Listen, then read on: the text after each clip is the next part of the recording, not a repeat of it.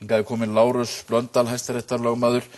Eins og frægt þá var, Lárus hann var andstæðingur fyrir Icesave-samkomulags og skrifaði greinar í blöð gegn því og bent á ýmsar svona galla á öllum þeim málum, en síðan tók hann að sér að fara í samninganefndina á vegum stjórnarandstöðunnar og fekk svona dálítið aðra sýn á málin í gegnum það. Lárus, velkominn. Það sem að menn nú að tala núna, kannski við byrjum bara svona í deginum í dag, það sem menn að tala núna dómstólaleiðin eða dómstólaleiðirnar og hvað það inniber, og það nú eins og oft með þetta blessaða Icesave-mála, menn vita ekki nógu vel valkostina og mér langar bara að spyrja þig, hvað felst í þessari dómstólaleið? Sko, mér langar kannski fyrst til að segja að ég held að ég hef ekki fengið neitt aðra sýn á máli við það að fara í samninganefndina. Ég held að við í raun og veru þá hef ég nákvæmlega sömu afstöðu til þeirra hluta sem ég skrifaði margar greinar með Stefáni Má Stefánsssyni. Ég hef til dæmis ennþá þá staðfestu trú að okkur ber ekki skylda til að greiða. Aha. Og ég hef líka þá trú að þetta áminningabréf ESA byggi á ákaflega veikum grunni. Þannig að það er í raun og veru staða sem að ég fer með mér inn í þetta samningaferli og ég læt svo sannarlega vita af því að í þessum samningum að við teljum okkur ekki hafa neina skuldbindingar, neina lagalega skuldbindingar til þess að greiða þessa fjárhæði sem verður að krefja okkur Og það var það sem að samninganefndin gerði grein fyrir, er það ekki líka þið í samninganefndin? Þú og Buchheit stóðu fastir á því? Algjörlega, og það var algjörlega skýrt að við myndum ekki ganga til samninga nema þeir fælu í sér að við varum að skipta með okkur þessum kostnaði sem að hlýtist að þessu máli. Við getum náttúrulega, til að vera sjálfum okkur samkvæmir, þá getum við náttúrulega líka sagt að Bretar og Hollendingar höfðu enga skyldu til að greiða þetta. Þannig að það er okkar trú sem sagt að innistæðu tryggingakerfin áttu að standa undir þessu og þeim var ætlað það hlutverk. Þau gerðu það ekki og sjálfsagt hafa ekki gert það í Bretlandi heldur ef að þau þurft að standa alveg sjálfstæð. En Bretlandi taka þá afstöðu að bara taka bankana í sinn faðm og bjarga þeim langflestum og það er auðvitað mikill kostnaður í því fólgin og það er auðvitað umfram skyldu. Þetta er auðvitað bara eitthvað mat sem að menn leggja á það hvað er skynsamlegast að gera. Það var pólitísk ákvörðun. Pólitísk ákvörðun að mínu mati og byggir ekki á neinni lagaskyldu og þannig að það má eiginlega segja að enginn þessara aðila sem situr við samningaborðið bara einhverja skyldu á okkar mati til að greiða þetta. En hins vegar er þegar við nálgumst þessa samninga þá liggur þetta sem alveg fyrir að við teljum okkur ekki hafa neina skyldu til að gera þetta. Við gerðum líka mjög skýra grein fyrir því að við höfum engan ótta af þessu áminningabréfi ESA og þannig að við vorum ekki að semja út frá einhverju hræðslu. Við vorum að reyna að ná samningi sem að þjóðin geti sætt sig við og væri sanngjörn og á þann hátt sem að svona samningar geta verið sanngjarnir og viðunandi fyrir fullvalda þjóð að semja við aðra þjóðir en ekki eins og hinni samningarnir voru kannski þar sem þetta var eiginlega lánasamningar og ómerkiljóst að gera þar sem að við vorum algjörlega undir í öllum atriðum. Já. Þannig að ég svari því nú strax, en síðan þegar menn tala þessa dómstólaleið, þá er það nú einmitt þannig að ég lít svo á að það séu tveir kostir í þessum samningum. Það er annars vegar það að menn samþykki auðvitað samningana og þá verður gengið til að farið að ljúka þeim og á þeim grundvelli sem fyrir liggur. En ef þess er hafnað þá stendur ekkert annað eftir annað en þetta fari sína leið í gegnum þá eftir dómstóli vantarlega. Það liggur semst fyrir, eins og ég heyrði nú að var rætt hérna áðan, að við erum búin að fá áminningabréf frá ESA og í því er settar fram ákveðnar skoðanir sem að ég er ekki sammála en enga síður. Það er byggt meðal annars á því að við höfum ekki sett upp þetta innistæðu tryggingakerfi með réttum hætti og líka á brotum á jafnræðisreglunni. Mismunun á grundvelli þjóðernis. Eða staðsetningu þessara banka. Já. Því að við þetta borguðum útlendingum sem áttu í bönkunum hérna á Íslandi, þannig að það er bara staðsetningin sem að réði því að nú þetta er sem sagt svo staða sem er uppi og það er alveg ljóst að þetta ESA-mál hefur verið í biðstöðu á meðan að við höfum staðið í þessum samningum og það liggur líka fyrir að ESA mun ekki halda málinu áfram ef við ljúkum málinu við Breta og Hollendinga með samningum.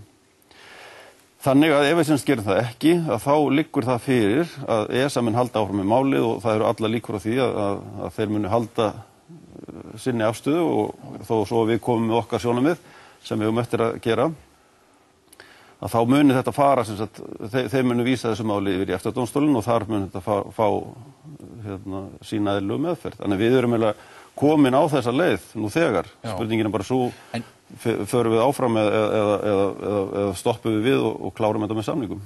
En sko, það hefur verið talað að EFTA-dómstóllinn, ég skal þetta spurningi, hvaða dómstóll hefur lögsögu í þessu? Og nú hefur komið frá það viðhorf að EFTA-dómstóllinn, hann geti dæmt í þessu máli, en hann geti til dæmis ekki dæmt okkur í sektargreiðslur og það þurfi þá að fylgja niðurstöðu EFTA-dómstólsins eftir í íslenskum dómstóli sem þá bara héraðsdómur Reykjavíkur og síðan Hæstaréttur. Já, það alveg rétt ef þú vilt fá aðfararhæfan dóm. En nú erum við eins og að tala sko milliríkjamál.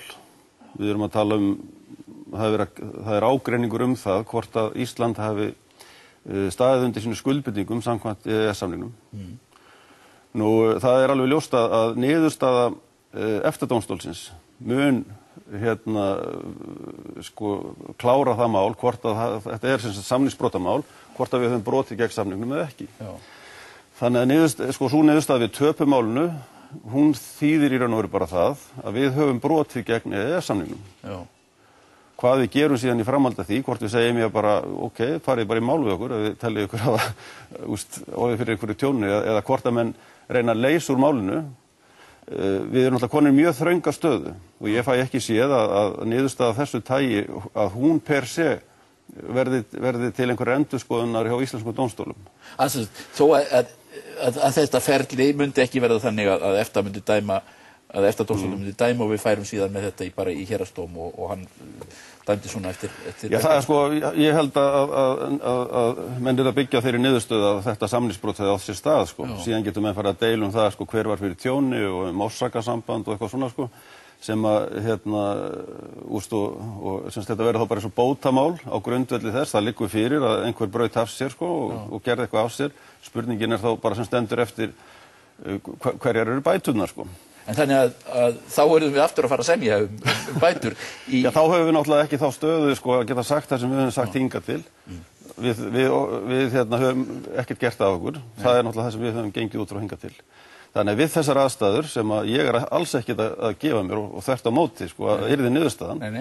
En það samt sko ekki hægt að horfa fram í því að það eru, ég kannski nefni það í þessu að því ég heyrði nú í útvarpi í morgun sko þegar menn voru að tala að menn hefðu svona, sem voru á móti hefðu núna skipt skoðun, sko, það á alls ekkert við það sem ég að segja. Það hefur alla tíð verið í mínum huga alveg ljóst að það alltaf áhætta í því að fara fyrir dómstóla. Ég vinn við það, ég lögmaður og ég veit alveg að sko, þó menn telji sig hafa gott mál, þá getur oft verið skynsamlegt að semja og oftast nær skynsamlegra að semja heldur en að fara í dómsmál. Þannig að það hefur ekkert breyst hvað það varðar, en ég segi bara, ef að þetta sko mál tapast, þá tel ég allra líklegast að menn munu bara segja, nú erum við búin að standa í þessu 3 vikur í einhver ár og nú þurfum við bara að klára þetta mál. Og það verður ekkert gert með því að fara að stefna okkur fyrir, að mínu mati, þetta bara mín persónulega skoðun, þessi valkostir eru allir í stöðin, en ég segi, Bretar og Hollendingar munu bara segja, sko, nú komið nóg, sko. Við vitum að allar Evrópuþjóðirnar hafa staðið með þeim hingað til, líka Norðurlandaþjóðirnar, og við höfum fengið lánafyrirgreiðslur alltaf með einhverjum fyrirvarum það að við séum að semja Icesave, sko. Þannig að eftir að svona niðurstaði fengin að þá erum við nú býsna mikið verr stödd heldur en við teljum okkur vera núna og þess vegna held ég að sú staða verði bara uppi og okkur verði bara gerðir ákveðnir kostir og þá því að vel að þessi EES-samningur sé undir því að það er náttúrulega hann sem verið að brjóta gegn og ég hef nú sagt það í einhvernum viðtölum að þetta geti hlaupið á 100 milljarða og menn hafa nú efast þær tölur en það er nú bara þannig að við einföldum nú hvað máli snýst. Já. Að ef við erum að tala til dæmis það að þetta sé brot á jafnræðisreglu, þá þýðir það að það á við allt saman. Sem sagt, ekki bara þessa 670 milljarða sem voru í lágmarkstryggingunni, heldur 1170 milljarða sem eru sem sagt, til viðbótar þá þær greiðslur sem Bretar og Hollendingar greiddu umfram lágmarkið. Þetta þýðir það þá ef að Bretar og Hollendingar segja, við borguðum þetta út í lok árs 2008, þið bara borgið okkur þetta með vöxtum. Það hefur ítrekað komið fram í þessum viðræðum við Breta og Hollendinga að þeir segja sko pund í dag ekkert sama pund eftir 5 ár sko. Þannig að menn þetta vilja fá eitthvað fyrir eitthvað fjármagnskostnað ofan á það sem þeir hafa lagt út. Þannig ef við bara gefum okkur það, bara til þess að nefna einhverja tölu, þó mér leiðist nú að vera í þessu hlutverki sko, lögmanns breytta hollendingar, sko, en þá get ég ímyndað mér að kröfugerðin sem að þeir myndu setja fram og ætluðu sér að vera sanngjarnir, þá myndu við segja, ok, við skulum bara, þið greiðu okkur þetta tilbaka á til dæmis vöxtónum sem að Portúgalar eru bara að taka núna, bara á frjálsins markaði, eða það sem Írar hafi verið að fá í gegnum Evrópusambandið. Og þessar tölur, ef við þurfum að endurgreiða þetta með á þessum tölum, þá erum við að tala um upphæðir sem hlaupa á 400 til 700 milljörðum. Þannig að vaxtabyrðin getur orðið miklu þyngri svo nemur 100 milljarða. Það er það sem ég hef sagt og ég hef svo sem ekki látið reikna þetta nákvæmlega fyrir núna. Ég er búin að láta reikna þetta núna og það er sem sagt, niðurstaðan er sem sagt svo að þetta eru sko með við þær forsendur sem eru þá þær að greiðslutíminn á þessu verði reynda tvöfalt hraðari heldur en við gerum ráð fyrir að væri mögulegt í samningaleiðinni. En þetta eru bara það háar upphæðir, það þarf svo, þú þarft að greiða miklu meira til að ná því. Að þá erum við að tala um, sko, ef dómsmálinu lýkur 2014, þá getur þetta farið allt upp yfir 700 milljarða. En ef þið lýkur með við þá vexti sem Portúgal með við myndum við ljúka 2012 og yrði gengið frá því þá á þessum kjörum og þá erum við að tala um eitthvað rúmlega 600. Þannig að og þessar tölur eru nokkru lægri ef við notum íravextina. Þannig að þetta eru sko, auðvitað má kalla þetta einhvern hræðsluáróður en þetta er kannski svona viðbrögð við því að maður er að sjá uppstillingar. Já. Það sem segir sko, samningurinn hann kostar 25 til 200 eitthvað milljarða. Dómstólaleiðin kostar 0 til 140 milljarða. Og það er auðvitað ekki hægt að horfa á svona tölur vitandi að þetta stenst enga skoðun á þess að benda á hið augljósa að það er sennilega meiri áhætta í krónumtalið við dómstólaleiðina nokkuð tímann heldur en samningaleiðina. Segðu mér, sko, nú segir þú að þeir eigi í rauninni enga kröfu á okkur.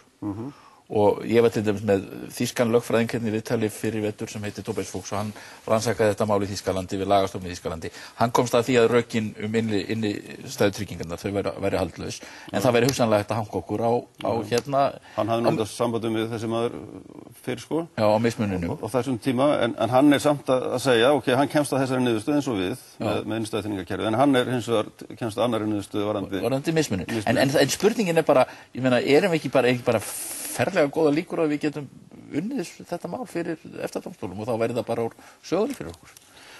Jú, það eru, að mínum mati er það góða líkur, en ég veit að það eru mjög margir ósammála mér um það, en ég met þær alls ekki slæmar og ég held hins vegar ef þú horfir á sko tölurnar sem við erum konum með þetta niður í, af því að það er líka annað, þegar þú ert að meta samninginn, þá var þá erum við að segja, ok, hann kostar frá 25 var nú sagt einhverstaðar sko upp í 230-40 milljarða sko.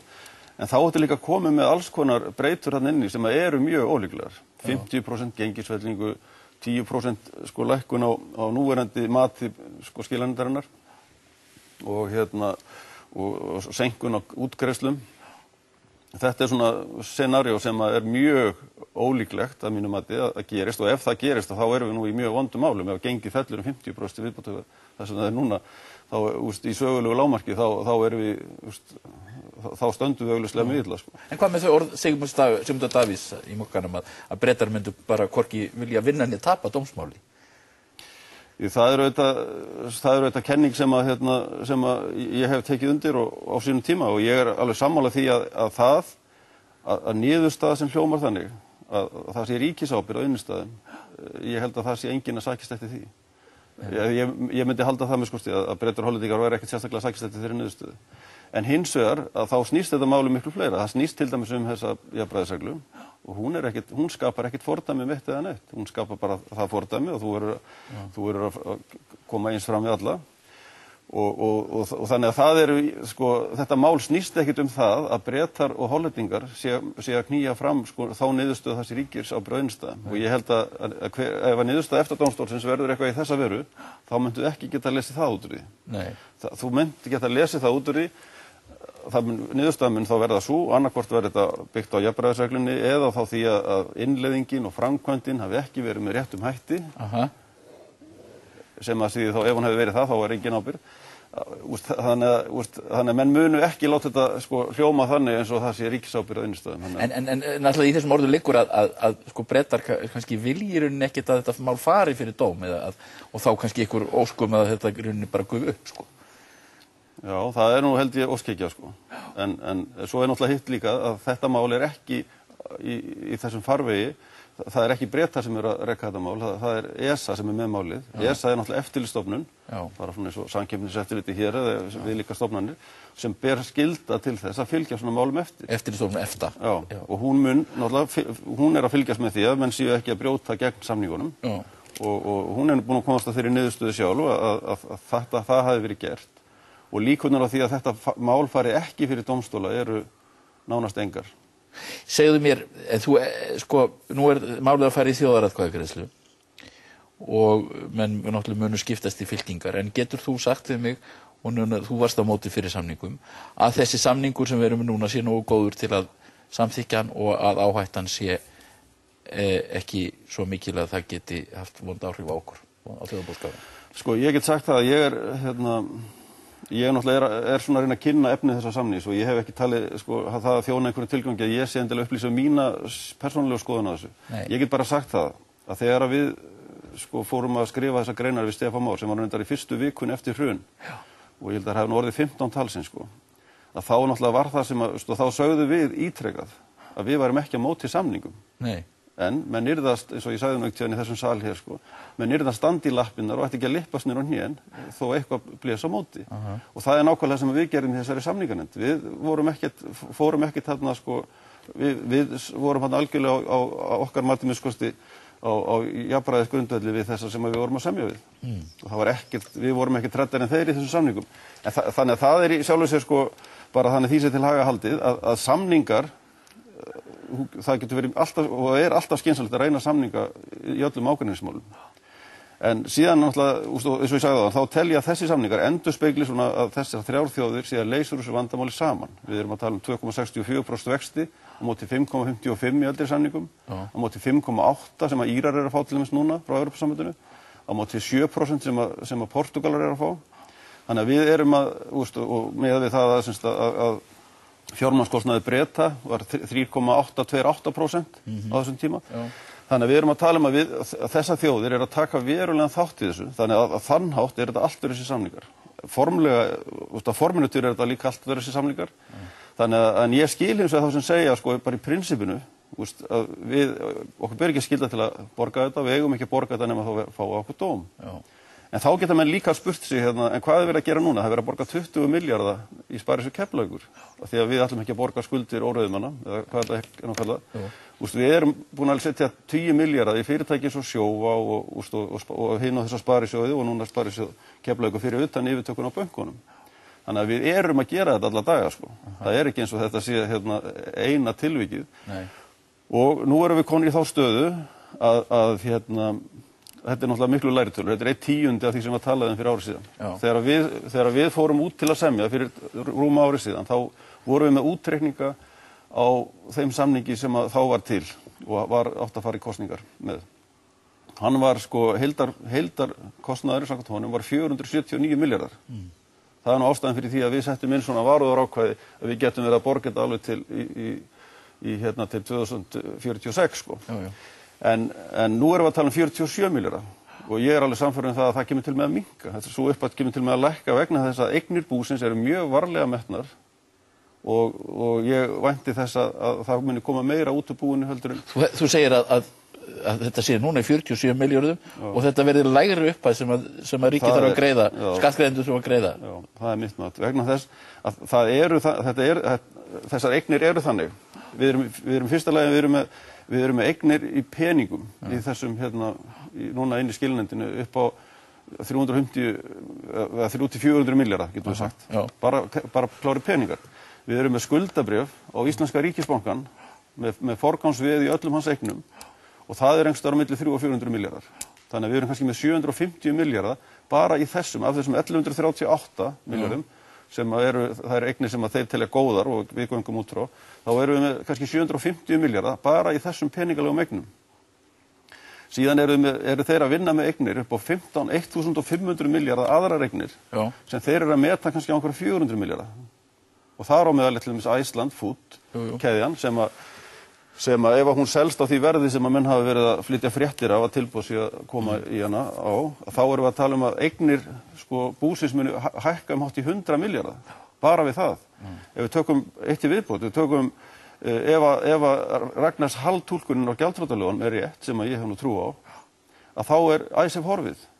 Vegna þess að þá fáum við allt greitt og vaxtakostnaðurinn minnkar og nú ef að heildsöluinnlánin verða ekki dæmd sem forgangskröfur eins og ég tel að séu töluvera líkur, 50-50 líkur á, að þá detta 150-60 milljarðar út úr forgangskröfunum sem þýðir að það nóg til handa þeim sem eftirstanda í forgangi.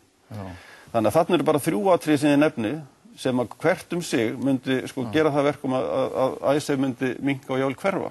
En það eru, menn hafa nefnt á móti, já þetta með heildsöluinnlánin, menn hafa nefnt að mögulegt sé að neyðarlögunum verði hnekkt fyrir dómi og að mögulegt sé að krónan falli. Ef að neyðarlögunum verður hnekkt, sem að ég tel enga líkur á, vegna þess að allavega gagnvart lágmarksinnistæðunum, að ef það ekki neyðarréttur, við áttum okkur því ESA þá búin að staðfesta þau, ESA búin að samþykkja það að það hefur verið eðlileg og rétt með sjónarmið á bak við það að tryggja innistæðunar. En þeir enda að segja, þá erum við ekki að tala hvort að einhverjum hefur verið mismunað, en þeir sem samþykkja það. Og þannig og ef að það ekki samþykkt að það séu 20.000 evrur séu tryggðar, þá hefði enginn á Íslandi átt eina einustu krónu. Það hefði ekki verið til sparifé í landinu. Þannig ef að það uppfyllir ekki kröfu neyðarrétt að tryggja að minnsta kosti lágmarkið, að þá ekki til sem heitir neyðarréttur. Þannig að ég held að sá ótti sé ekki hann skipti ekki miklu máli og svo getum við líka sagt þá, ef að það gerist, ef að neyðarlögin falla, þá gerist miklu meira heldur en þetta. Þá falla einhverjar 1.500-2.000 milljarðar sem að skilanefndirnar eru búin að borga út sem forgangskröfur og þær eru að vinna á ábyrgð ríkisins. Það eru skipaðar af fjármálaeftirlitinu. Nú við sjáum 500 milljarðar bara á Íslandi sem var yfirtekið af Landsbankanum. Þannig að við þurfum ekki að hafa ágjörð þessu máli ef að til þess kemur. En það sem þjóðaratkvæðagreiðsla framundan. Finnst þér eðlilegt að málið fari þá leið? Veistu að þetta náttúrulega mjög sérstakt mál og ég get alveg sagt að ég hef verið ósáttur við það hvað þessi samningur hefur verið illa kynntur og hann hefur verið kynntur í svona slagorðum og yfirlýsingum pólitískra aðila sem er að skilmast eitthvað einhverja niðurstöður og hann hefur ekki verið kynntur þjóðinni með öðrum hætti. Við höfum kynnt þetta náttúrulega á þinginu og þingmenn eiga að vita nokkuð vel hvað það snýst. Og ég hef lýst í margsinnis yfir að mér hefur fundist að það átt að kynna þjóðin þennan samning en þess að þjóðin búin að vera svo stór þáttakandi í allir þessar umræður. Þannig að ég segi á vissan hátt þó allavega ánægjuefni að núna fær vonandi þjóðin einhver almennilega kynningu á þessu. Ég held að það hafi aldrei komið fyrir bara í mannkynssögunni að þjóð sé jafn vel inn í svona tæknilegu smáatriðum í svona deila af þessu tægi. Það eru bara gangandi hér allar götur sérfræðingar í Icesave sem bara eru svo vel lesnir að þeir getur bara haldið fyrirlestra í málið á fræðilegum grunni. Þannig að og maður sér ef maður fer nú að lesa þessi blogg þá eru þvílíkir fjöldi sérfræðingar á ferli í landinu sem að vita meira og minn allt þetta mál. En þakka þér fyrir að koma í þáttinn, Lárus Blöndal, við ætlum að fá hann Sverrir Agnarsson rétt á eftir að tala Líbíu.